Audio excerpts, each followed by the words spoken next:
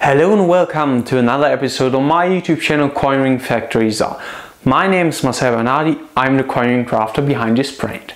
In today's video we will talk about polishing. Like with this tool. I, as a coinring crafter, I craft jewelry, I need to polish my jewelry. But all of the jewelry has to be polished. Doesn't matter if it was made out of a coin or something else, right? So I will go through the different methods you can use to polish your jewelry. Okay, let's start. Well, there's a rule in polishing, and that's the best method to polish your jewelry is the one that is available for you, right? So if you don't have the power tools to polish your jewelry, then that's not a good method for you. So you can just take your jewelry, take your t-shirt or a towel or a piece of cloth and rub it against it. And yeah, after rubbing for a bit, you can see it's already more shiny, and that's better than not polishing your jewelry at all. Another method to polish your jewelry is to use a polishing cloth, like these. Those are for jewelry. You can use them like that. You just take it, you take your jewelry and you rub over it. There are also ones that you can buy where a little, there's some compound on it that makes it more shiny than if you just use such a cloth. That's also an option, so you can buy such. When I started with coinring crafting, I got myself a Dremel tool. Well, the first one wasn't a Dremel, and it stopped working after a while, so I got myself a decent Rotary tool made by Dremel, and that works really well. So you use it like that. You take it, you turn it on, and then first of all you go in the inside, then you go all around the outside, and then the two sides there.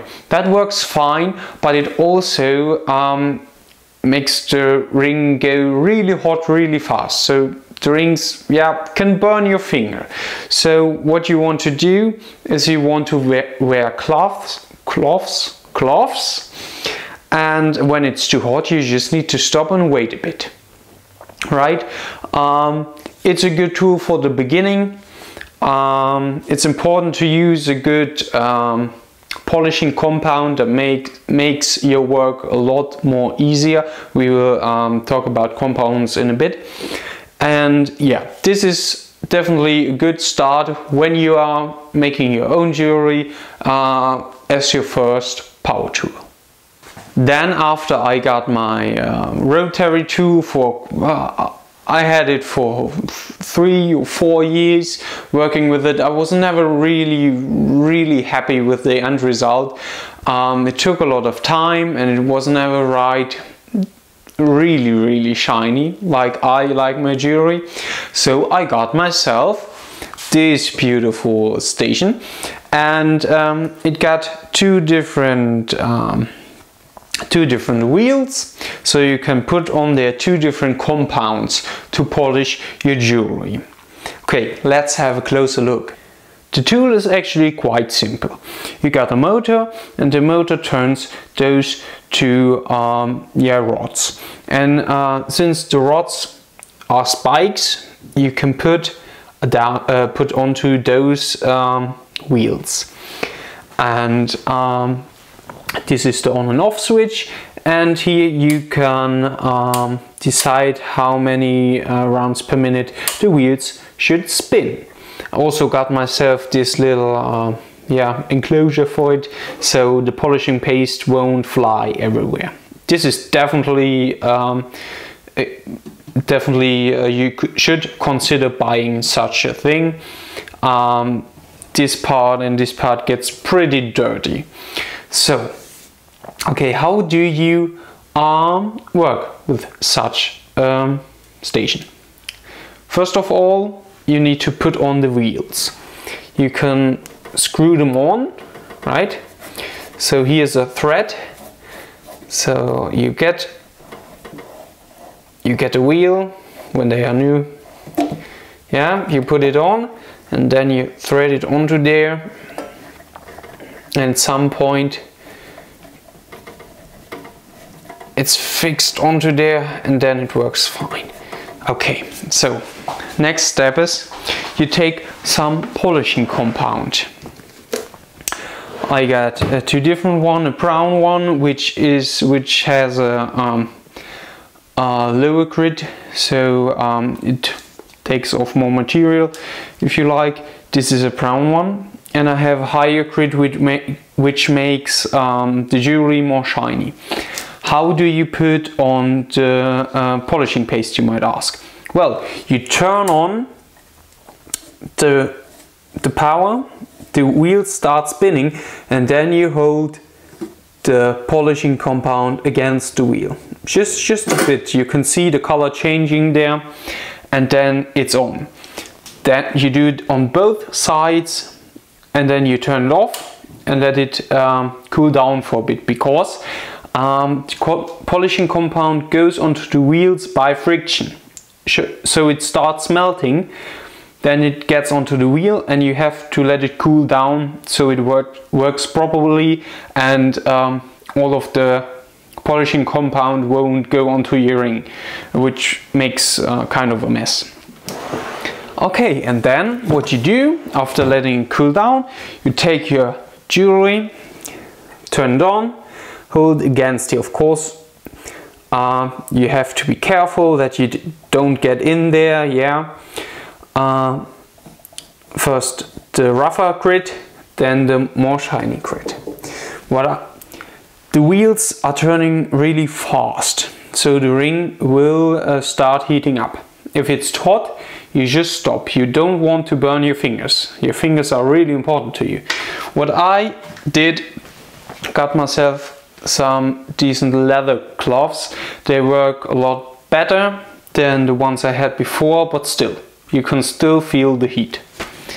Okay, that's how you polish with such a tool. And the last method to polish jewelry I want to mention is using a tumbler. Well, I don't use it often. Actually, the past few months I didn't use it at all because I don't like the result. Usually it works like that. You put your jewelry in there, you put some kind of medium in there. This is some metal medium, this is some finer metal medium. Yeah, those are balls. Yeah. You can also put walnut shells, grinded walnut shells in there. I tried that. Then you put your jewelry in there and some water, or if you use the walnut shells you don't put water in there. Then you put the lid on, take this, put it in there, you close it up, you put it here on the motor, you turn it on and it spins, right? The jewelry inside will get a bit more shiny, but if you use soft metals, you will have scratches, and I actually don't like that. That's why I don't use it anymore. But if you have a lot of jewelry you want to shine up, and it's a hard metal so it won't get scratches from other metals, then you can definitely use it. It's easy. You turn it on, and then you give it a time, and how many impulses you want it to give before it goes into the other direction, and yeah, it works, but I don't like it as much as polishing with my polishing station. Right. Okay, this was it for this video. I hope I could give you a little overview of the possibilities of polishing methods you got. Maybe you got inspiration to try something new, maybe to buy a new tool and improve the quality of your jewelry. Well, If you didn't like something I said because you think it's not quite correct, leave a comment. If you have a question, leave a comment. If you have a tip on some of the methods, leave a comment. If you like the video, please push the like button. If you would like to see more of these videos, I would really appreciate you subscribing.